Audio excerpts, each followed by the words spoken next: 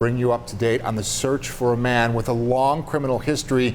And there are new questions tonight about why this man was not in custody. A lot of questions. Buffalo police call Adam Benefield a person of interest in the death of Kiera Hudson. Just to clarify, police identify the victim as Kiera Benefield. You may have heard that. She was married to Adam, but family members tell me that she did not use his last name. Police say Hudson was shot and killed in her vehicle near Shawnee and Richlawn Wednesday morning. Her family tells 7 News she left the house yesterday wearing a bulletproof vest, knowing she was in danger. Right now, Adam Benefield is not in custody, but he has already spent years in prison. Benefield was convicted on attempted kidnapping charges in 2000. He was in prison for 15 years, granted parole in 2015. The conditions for his parole expired 2 years later.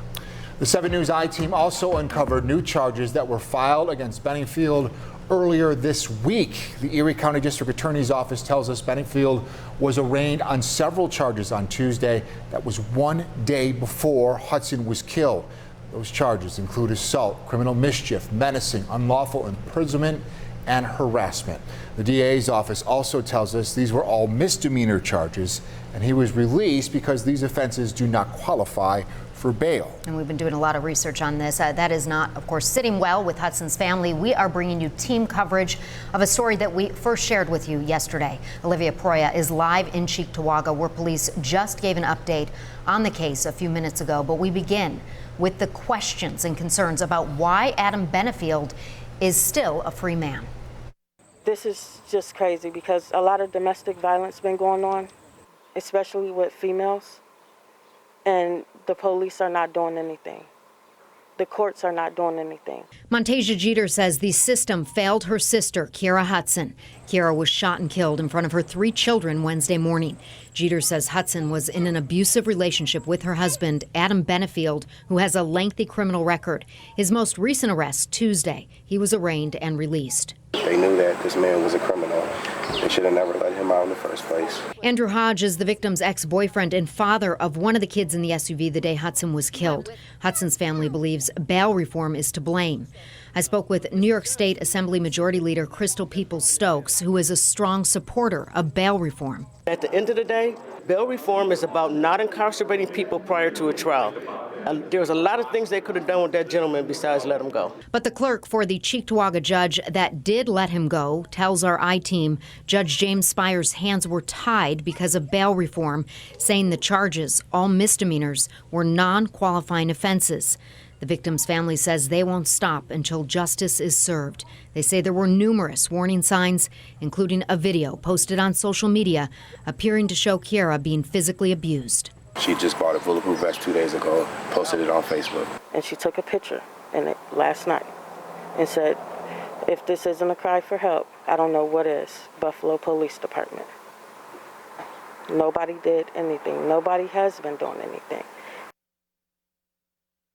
And now she mentioned the police. Now the captain of the Cheektowaga Police Department speaking moments ago saying his officers did all they could legally. He says a domestic violence advocate was working with Hudson. He also said it is, quote, frustrating when you try, you have so many steps in place and you know somebody is in danger. You know there's a clear and present danger, yet the court has no option but to let this person back out into our community, end quote. As Hudson's family searches for answers, police continue to search for her husband. Olivia Proya, live in Cheektowaga tonight, where police just gave us an update. Olivia. Thanks, Jeff. Yeah, Chief Gold of the Cheektowaga Police Department just told us about how this issue within Cheektowaga started. It started back on September 28th when police were called to the family's home for a complaint that Adam had punched Kiera in the face, and police were called to deal with that situation. When they got there, Benefield was locked in the bathroom. Once he came out of the bathroom, he was brought to ECMC for a medical and a psychological evaluation.